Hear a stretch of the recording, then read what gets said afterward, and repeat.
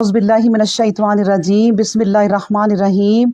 सुपारा अल्लाह के फजल व करम से हमने 30वां शुरू किया और सूरह तकवीर और आयत नंबर हम पढ़ रहे हैं 8। और जब जिंदा दरगोर की हुई लड़की के मुतालिक सवाल किया जाएगा, इसकी तफसील हो चुकी कि इसको किस गुनाह के बदला में कत्ल किया गया।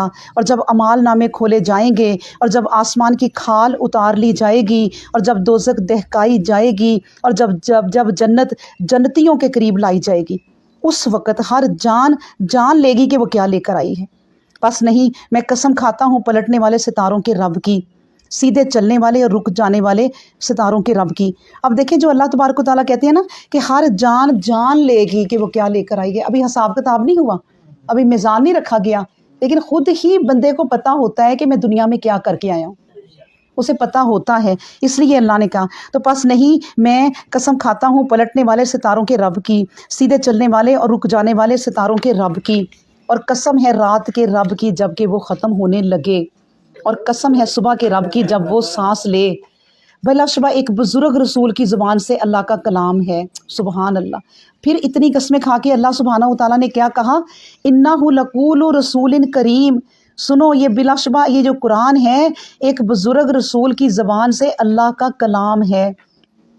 अल्लाह ने अपने नबी को बुज़ुर्ग कह दिया और कहा कि उसकी ज़ुबान से ये अल्लाह का कलाम है। उनकी भी हैसियत बता दी और अल्लाह ताला ने उनका भी ओहदा बता दिया कि उनकी ज़ुबान से अल्लाह का कलाम है। और वो क्या है, जो रसूल बड़ी कुव्वत वाला और साहिब अर्श के हजूर बड़ा दर्जा रखने वाला है। ये कौन है? रसूल किसे कहते हैं? यानी रसाल किया हमने काम। इरसाल नहीं करते हम काम अपना, किसी को हम भेजते हैं तो उससे भी रसूल है। तो अल्लाह ने किसके ज़रिए भेजा? जिब्राईल अलैहिस्सलाम के ज़रिए। जिब्राईल की बड़ी कुव्वत है, वो इतनी कुव्वत वाले हैं, वो हमारा कुरान लेकर आए हैं। साहिब अर्श के हजूर बड़ा दर्जा है उनका, उसके ज़रिए हमने कुरान भेजा है। और वो क्या है? जो मता भी है, फिर अमीन भी है। वो मेरा फर्मा बरदार है, मेरा अमीन भी है। इस अमानत में ख़यानत भी नहीं कर सकता वो, जो अल्लाह ने उसको दी है। यानी आप सोचें कि आप अपना कोई बंदा अपने ऑफिस का या फैक्ट्री का कोई गार्ड ऐसा रखे जिसकी बॉडी भी ठीक ठाक हो, जिससे लोग देखते डर भी जाएं कि भाई इसके पूछे बगैर अंदर नहीं जाना, गन भी उसने पकड़ी हो और वो ज़ोरदार भी हो, कुव्वत वाला भी हो और मालिक का फर्मा बरदार भी हो और अमीन भी हो। मालिक को पता है कि ये अपनी जान बाहर गंवा देगा, मेरे तक नहीं किसी दुश्मन को आने देगा। तो अल्लाह वही कह रहे हैं कि वो मेरा इतना फर्मा बरदार है, इतनी कुव्वत वाला है, लेकिन मेरा फर्मा बरदार है। बिलाशुबा उसने उफ़्क़ मुनव्वर पर देखा, यानी उसको अल्लाह ने कहा इसी को मेरे नबी ने उफ़्क़ मुनव्वर पर देखा। और वो अल्लाह से हासिल करदा गायब की खबरें बताने में हरगिज़ बख़ील नहीं है। यानी जो आते हैं एज़ इट इज़ अल्लाह की खबरें पहुंचा देते हैं, एक लफ्ज़ का भी इधर उधर नहीं करते। हमारी तरह नहीं है, एक औरत ने एक खबर सुनी, उसके बाद अगली को सुनाई और कहा, दो चार बातें अपने पास से बढ़ा दी, फिर बहन तू ना आगे बताई। वो फिर अगली को फ़ोन करती है, वो और दो चार बातें बढ़ा देती है और कहती है बहन अब तू ना आगे बताई। यानी इस तरह के नहीं है वो। अल्लाह कहते हैं मेरा वो फरिश्ता जो है ना, वो ऐसा है कि इतना बड़ा है कि उफ़्क़ मुनव्वर यानी कि पूरे आसमान पर उसकी कुर्सी छा जाती है, उसके पर छा जाते हैं। इतनी ताकत वाला देखें किसी का मुलाजिम हो और वो फरमाबरदार हो, माशाल्लाह। वो अल्लाह से हासिल करदा गैब की खबरें बताने में हरगिज़ बख़ील नहीं, इतना फरमाबरदार। और ये कुरान करीम किसी शैतान मरदूद का कलाम भी नहीं। फिर ए काफरो तुम फ़ाइना तज़हबून, कि तुम किधर फिरते जा रहे हो, कहाँ तुम फिर जा रहे हो। ये कुरान तो बस दुनिया जहान वालों के लिए बड़ी नसीहत है।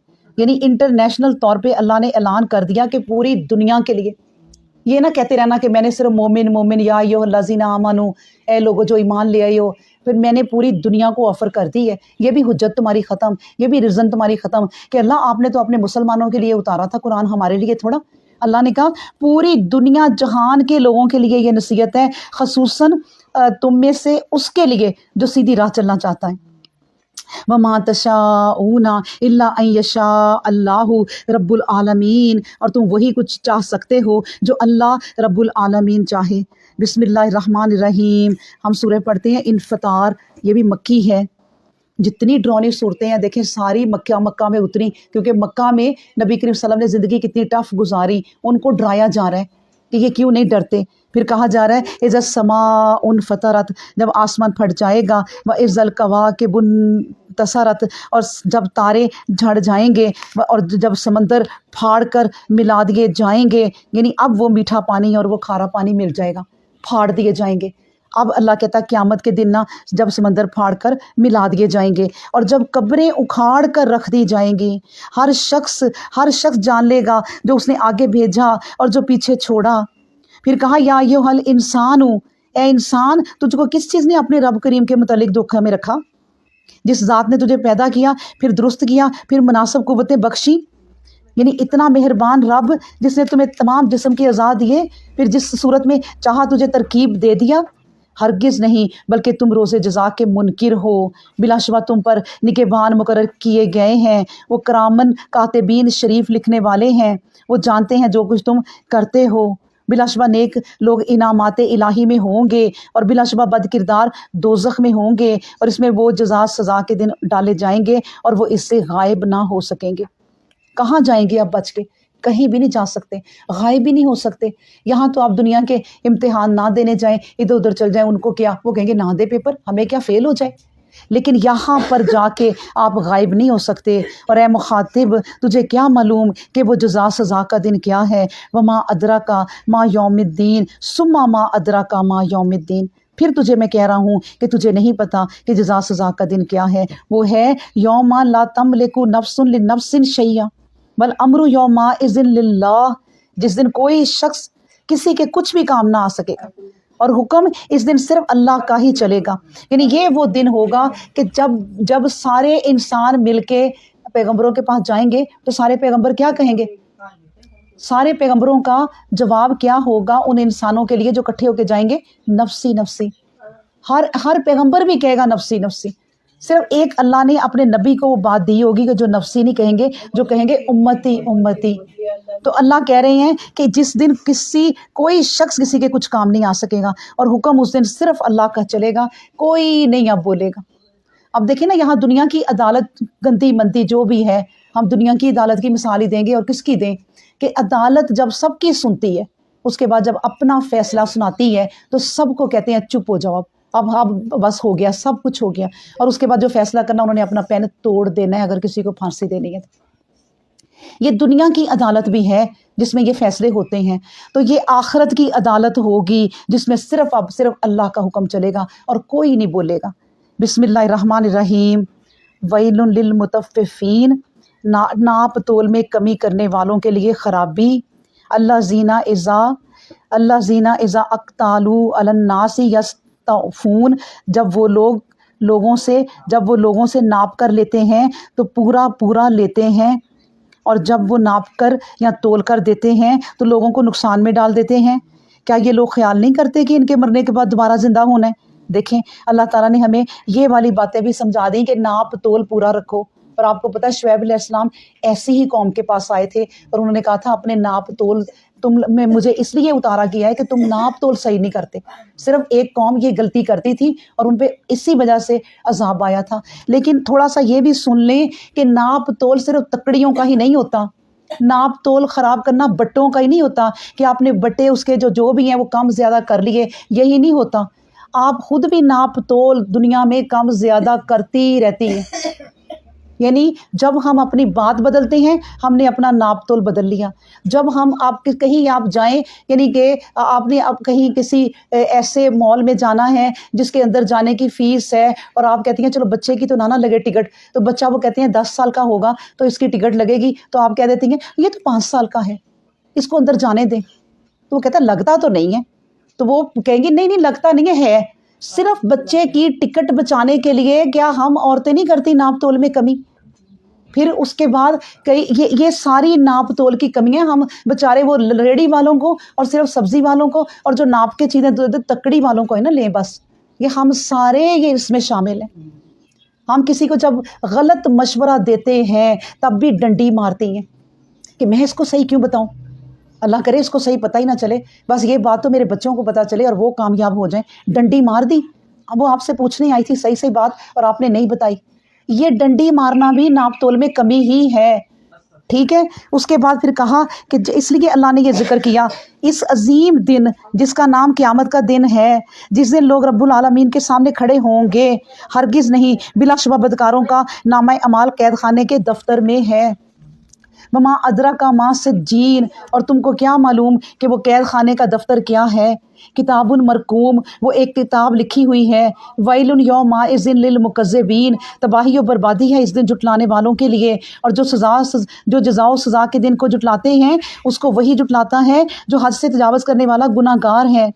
اور جب ہماری آیتیں ان کے سامنے پڑھی جاتی ہیں، پڑھ کر سنائی جاتی ہیں، تو کہتا ہے کہ یہ تو پرانے لوگوں کی کہانیاں ہیں.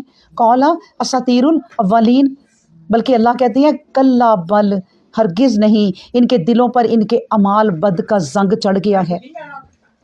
ہرگز نہیں، بلا شبہ وہ اپنے رب کے سامنے آنے سے اس دن روک دیے جائیں گے. اب دیکھیں اللہ کیا کہتے ہیں کہ اصل میں بات یہ ہے کہ ہماری آیتوں کو جو نہیں نا سنتے، اصل میں ان پہ دنیا کا نا زنگ چڑھ گیا ہے. یہ دنیا جب انسان کرتا رہتا ہے نا، اس پہ اس کا کیا چڑھتا ہے؟ زنگ. اور زنگ کیا کرتا ہے؟ چیز کو خراب کر دیتا ہے. یعنی اصل چیز جو ہوتی ہے نا، لوہا، وہ نظر نہیں آتا اور زنگ نظر آتا ہے.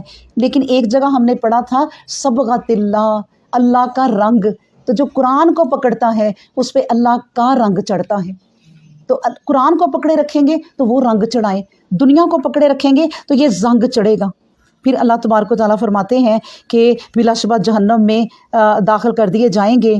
پھر ان سے کہا جائے گا کہ یہ وہی دوزخ ہے جس کو تم جھٹلایا کرتے تھے. پھر ہرگز نہیں، بلا شبہ نیک کاروں کے اعمال نامے علیین میں ہوں گے. برے لوگوں کے اعمال نامے کہاں ہوں گے؟ یا برے لوگ کہاں ہوں گے؟ سجین میں. اور سجین کہاں ہے؟ زمین کے نیچے کہیں ہے. آسمانوں کی طرف نہیں بنائی سجین. جو جہنم ہے وہ زمین کے نیچے کہیں ہے، علیہین اوپر ہے.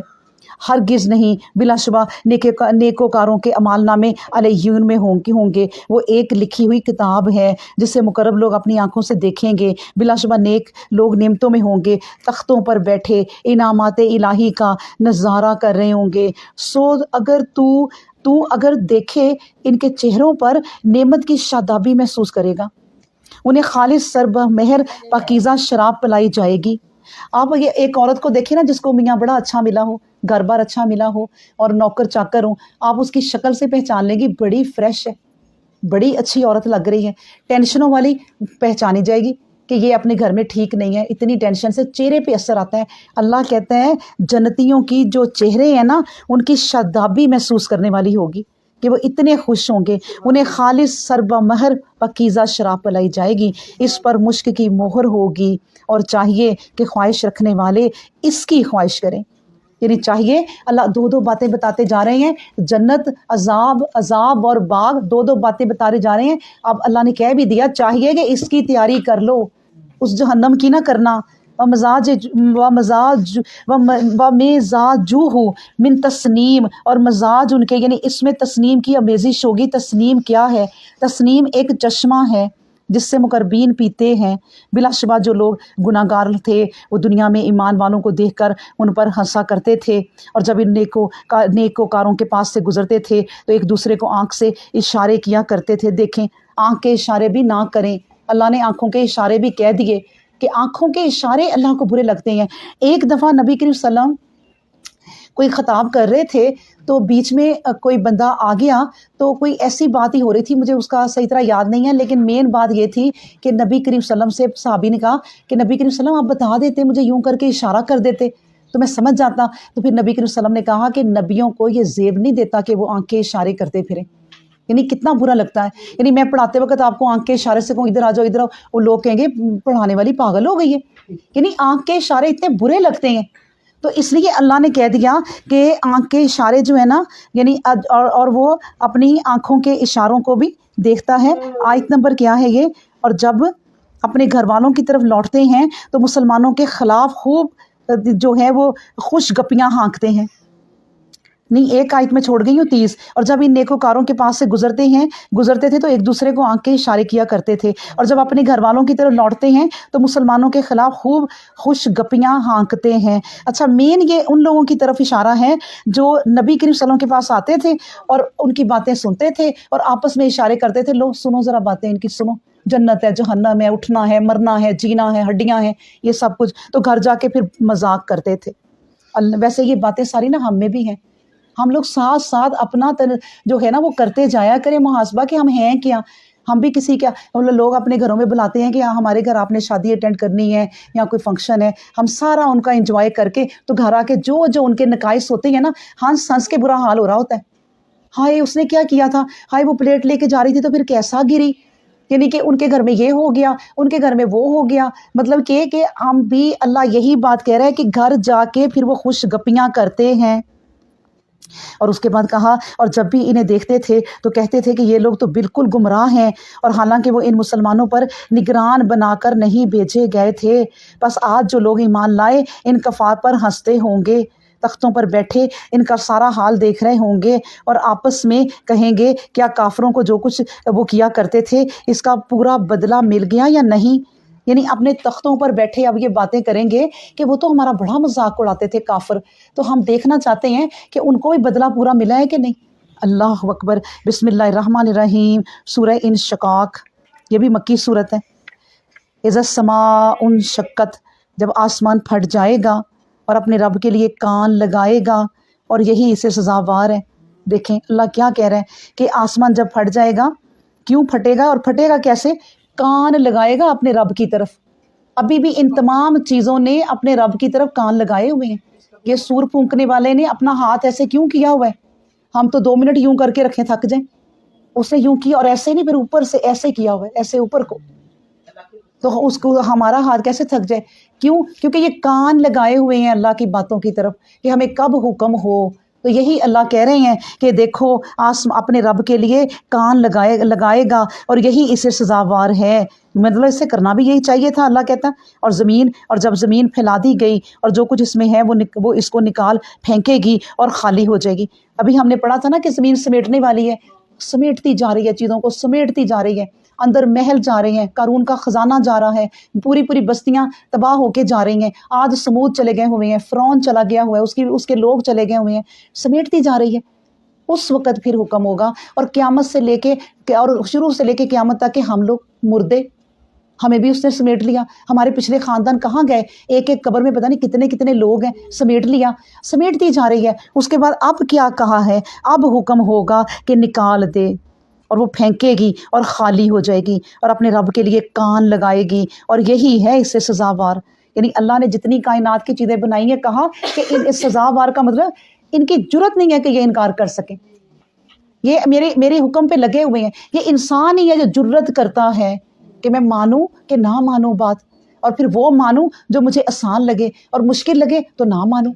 یہ انسان ہی ہے, انہوں نے ہر بات ماننی ہے. پھر کہا یا ایھا الانسان, یا ایھا الانسان, اے انسان تو خوب کوشش کرنے والا ہے, اس لیے اپنے رب کی طرف پہنچنے کی خوب کوشش کر کہ تو ہی اس سے ملنے والا ہے. بس جس کے داہنے ہاتھ میں اس کا اعمال نامہ دیا جائے گا تو اس سے جلد ہی آسان حساب لیا جائے گا.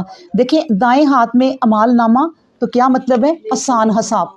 آسان حساب لیا جائے گا. حساب ضرور لیا جائے گا, کھڑے ہونا پڑے گا, ویٹنگ لسٹ میں لکھے گئے ہیں, وہ تو برداشت کرنا ہی پڑے گا.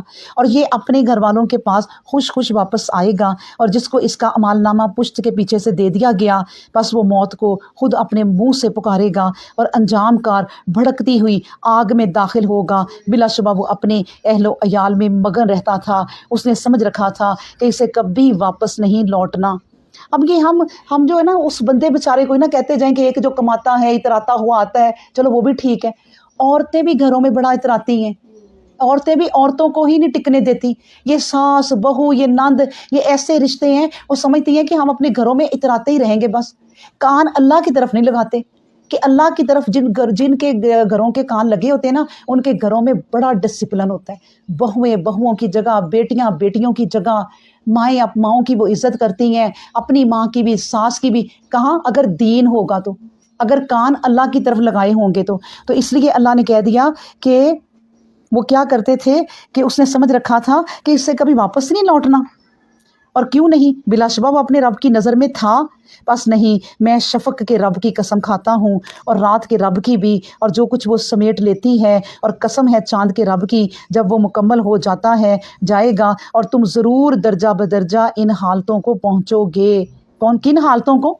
جتنے سٹیپ بتا دیے, پہلے ماں کے رحم میں پیدا ہوا، جوان ہوا، اس کے بعد پھر بوڑھا ہوا، پھر اس کے بعد مرا، قبر میں گیا، پھر قبر سے اٹھائے جائیں گے، پھر سارے کھڑے ہوں گے، پھر حشر میں بلائے جائیں گے۔ یہ سارے سٹیپ اللہ قسم کھا کے کہتا ہے کہ یہ درجہ بدرجہ پورے ہوں گے۔